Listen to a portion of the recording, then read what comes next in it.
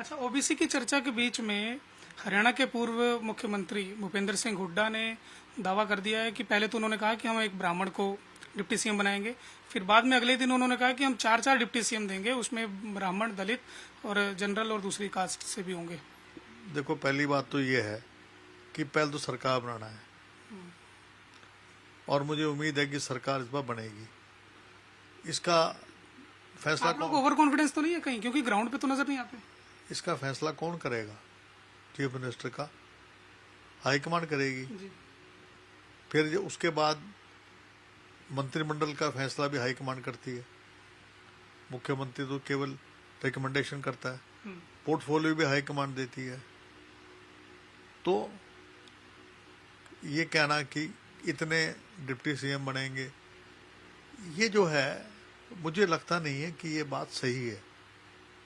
और मैं समझता हूँ किसी भी नेता को इन ऐसी बातों कहने से बचना चाहिए। तो आपको लगता है कि जिस प्रकार हुड्डा साहब कह रहे हैं, आप क्या वो अपने आप को हाईकमान मानने लगे हैं, या वो ये देख रहे हैं कि जो मैंने कह दिया है उसको मैं दिल्ली जाके मनवा लूंगा और एआईसीसी से मैं लेटर ले आऊंगा? मैंने आपको बताया ना, हाई कमांड में सीएलपी लीडर भी आता है, पीसीसी प्रेसिडेंट भी आता है, सेंट्रल इलेक्शन कमेटी भी आती है, लेकिन अंतिम फैसला कौन करता है? कांग्रेस प्रेसिडेंट करता है। जो फैसला होगा वो सबको मान्य होगा। जो राहुल गांधी जी, मल्लिकार्जुन खड़गे जी, सोनिया गांधी जी चाहेंगे वो मुख्यमंत्री बनेगा। और वो किससे बनेगा? जब एमएलए की राय ली जाएगी। और उसके बाद कितने डिप्टी सीएम बनते हैं, कितने मंत्रिमंडल का जो विस्तार होता है, उसका फैसला वो करते हैं। आप मानते हैं कि हरियाणा जैसे छोटे राज्य में चार चार डिप्टी सीएम दिए जा सकते हैं? मैं इस पे कोई कमेंट करना नहीं चाहता। इसका फैसला जो हाईकमांड करेगी।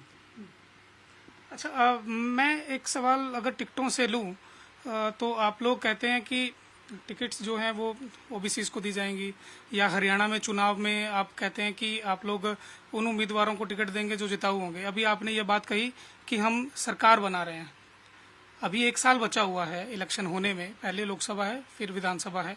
आपको लगता है कि आप कहीं ओवर कॉन्फिडेंस तो नहीं हो गए अभी से लेकर कि आप हरियाणा के किसी कोने में चले जाओ, किसी वर्ग से पूछ लो, वो कहेगा कांग्रेस आ रही है। लेकिन उसके लिए पिछली बार भी हमारी सरकार आती है, अगर टिकट ठीक बांटते तो। मेरिट किसने गलत दी? अब मैं तो टिकट के फैसले में था नहीं, जो टिकट के फैसले में उनसे पूछिए आप।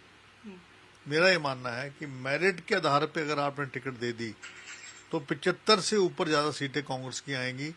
मैं 2005 में सीएलपी लीडर था जी। चौधरी भजनलाल जी पीसीसी प्रेसिडेंट थे। हमने मेरिट के आधार पे टिकट दी, हमारी 67 सीट आई। इस बार भी अगर मेरिट के आधार पे टिकट देते तो आपका 50 का आंकड़ा पार करना, जबकि आपका मीडिया हमारी 4 से 5 सीटें दिखा रहा था। तो अब की बार मेरिट के आधार पे टिकट दी जाएगी? ये तो जो पीसीसी और सीएलपी और पीसी करेगी, मैं तो उसमें आप भी बड़े नेताओं में शामिल हैं, आप सुझाव नहीं देते क्या अपनी तरफ से? या कभी राहुल जी से मिलते होंगे तो इस पे चर्चा होती होगी, खड़गे साहब से चर्चा होती होगी? नहीं, खड़गे जी से मिला था पीछे में, उनको मैं मिलता रहता हूँ।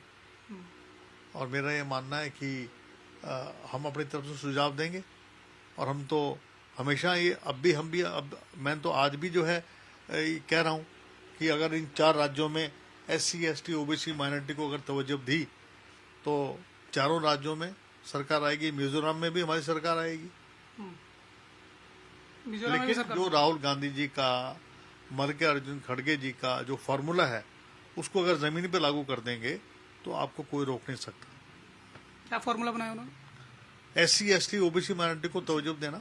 ठीक है, इस फॉर्मूले को लागू करने की जरूरत है। और आपको लगता है कि ये फॉर्मूला अगर उतर जाएगा ग्राउंड पे तो आप जिन राज्यों में चुनाव है वहां भी, और क्या इसका असर लोकसभा में भी देखेंगे आप? अगर इन 5 राज्यों में हम जीत जाते हैं तो स्वीप करेंगे हम। 3 राज्यों में तो पहले भी जीते थे 19 में। देखिए, ऐसा है, पुलवामा अटैक हुआ था। पुलवामा अटैक में आज तक जो 300 किलो आरडीएक्स जो है वो कैसे आया, क्यों आया, उसका आज तक जांच हुई क्या? इन्होंने पिकेटिंग की थी क्या? नाकाबंदी करी थी? क्या हेलीकॉप्टर क्यों नहीं दिया उनको? हेलीकॉप्टर दिया होता और इतनी लंबी कॉन्वॉय लेके क्यों चले? मैं तो फौज में रहा हूँ। जब भी कोई कॉन्वॉय निकलती है तो पहले रोड क्लियरेंस करते हैं, नाकाबंदी करते हैं, एक गाड़ी आगे चलती है, खाली गाड़ी चलती है अकेली, उसके बाद गाड़ियां चलती हैं। अवंतीपुरा जहां पर ये मामला हुआ है वो 6 लेन का रोड है और मात्र वहां से जो है 200 मीटर पे एक बहुत बड़ा गांव है, वहां 300 किलो आरडीएक्स कहां से आ गया? अमित शाह गृह मंत्री हैं, इसका जवाब दें।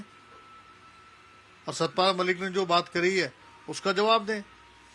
पुलवामा अटैक के नाम के ऊपर चुनाव जीत के 2019 का, 2014 में झूठ बोल के बन गए 1 रैंक 1 पेंशन देंगे, अब नो रैंक नो पेंशन हो गया।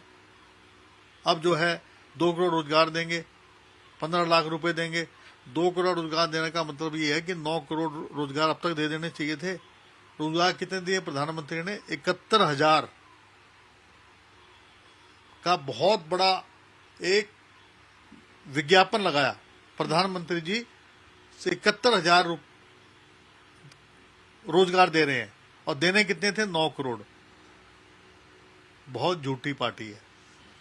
हमसे जुड़े रहने के लिए हमारे YouTube चैनल को सब्सक्राइब करें और नई वीडियो की नोटिफिकेशन के लिए बेल आइकॉन को दबाएं। अगर आप ये वीडियो Facebook पर देख रहे हैं तो लाइक जरूर करें और ज्यादा से ज्यादा शेयर करें। धन्यवाद।